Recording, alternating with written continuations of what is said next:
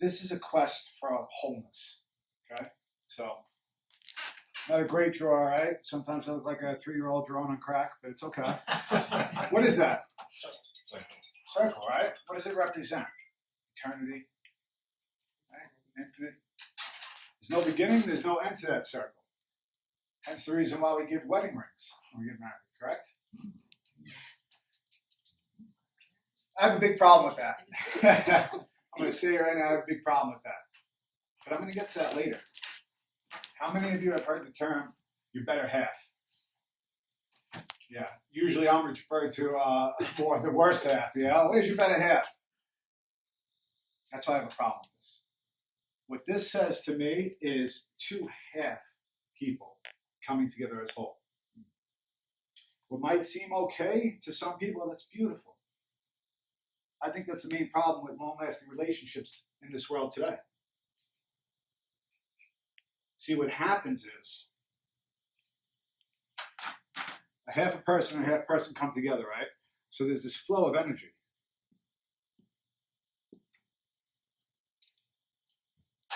Now, too much energy give, too much energy take. Choose your poison. One person feels like they're giving too much or taking too much. That energy gets thrown off balance. And when there's an imbalance, what happens is resentments build. You get enough resentments building, and what happens? The circle breaks, right? Circle breaks, just like that. The problem is not that break in the circle. It's not the break up. It happens long before that break. That's what I believe. A couple of years ago, I read a book called The Celestian Prophecy. Great book. At that time, I was just getting sober, a few months sober, in outpatient, right? Just coming out of the fog of addiction and alcoholism. And my outpatient counselor said, you should start feeding your brain to all of us. And this was right when I was on the quest like Joe spoke about. I was trying to understand the spirit of the universe, because I was brought up Roman Catholic too, fearing God. I had no conception of what God really meant internally. So I went up to that bag, and of course, I chose the book that speaks about the spirit of the universe. Go figure, right? There are no coincidences, right, Ron? That's right. There are no coincidences, God incidences. So in this book, it talks about it talks about our history, where we are now as people, and what a philosophical standpoint, where we're headed. It's kind of alarming. It talks about that we get an understanding that there's this dynamic force and energy that plays a role in all our lives. It also talks about us getting disconnected from that energy source. And what happens is, once you feel good, you always want to feel good, right? Who wants to feel bad? And when we're disconnected from that source, what begins to happen is we try and find it somewhere else. We try and psychologically steal that energy from another person. Pretty much some of the biggest problems we have today is that competition for energy, right? Huge problem. Let me get back to this whole circle. Because I believe we all start whole, right, from when we're born. When we're born, we start whole. I believe that God is rooted deep down in every child. Child has that innocence. It has all the energy it needs through God's presence and unconditional love and grace. I remember being on a train ride, and I don't know about any of you. How many of you have been in a bad mood and you see a baby and they're smiling? It's contagious, right? You can't fight that. None of the brick walls that you've built up inside to protect yourself, that penetrates right through into your heart, into your soul, and you smile. You can't help it. Beautiful thing. I remember one night, years back, coming home from a long day at work, 5:30, packed train on a Wednesday, winter, everybody sneezing, coughing all over each other. Miserable faces all around. Miserable. The negative energy was so contagious. I felt claustrophobic, like the walls were closing in. And what happened was this. At the first stop, a lady comes in, about a 5, 6-year-old boy, this beautiful baby girl in her arms. Bright, dark blue ocean eyes, just piercing. Smile that illuminated the entire train car. And what happened? The energy shifted immediately. This baby brought love and light to every single person around her. every person, and you saw some people like, they didn't want to look at it because they knew it was going to happen. It's going to break down that negative field you have. The baby immediately brought smiles to every single person. Every single one. What was even more impressive is that this baby had like this force field that wouldn't allow it to be penetrated by negative energy. That was the beautiful thing. Right there, and then I knew something was going on. Not till years later did I find out what was going on. So what happens, right? What happens to us along the way? That we lose that wholeness that we were born with. I'll tell you what happens. You're too fat. You're slow. You smell weird. Your nose is too big. That never happened to me. But what happens is this. You're too fat. You're too slow. Your nose is too big, right? You're ugly. You smell weird. We start to allow these negative things. Our force field starts to deplete itself and starts to become weak. We start to accept ignorance and hate. And that unconditional love we felt from God is dwindling. Slower and slower and faster until this circle is so faded, we're at this point.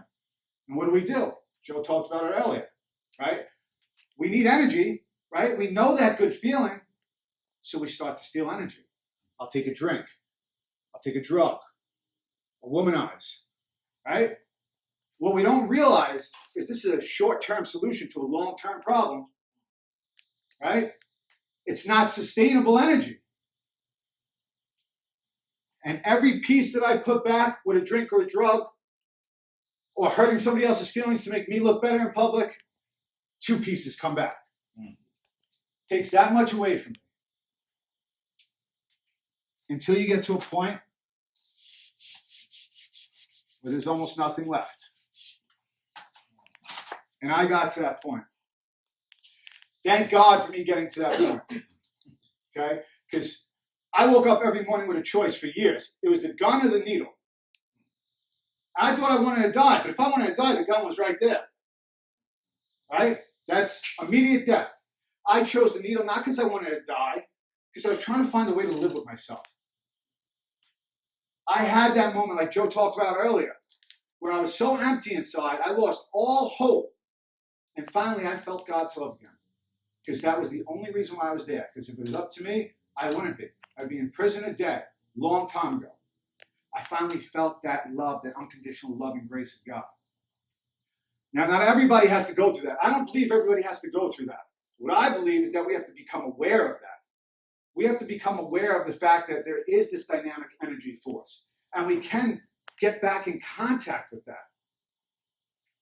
There was a study by, I believe her name was Olivia Braden Lee, a study that just came out that said that we have the ability to absorb energy just like a plant.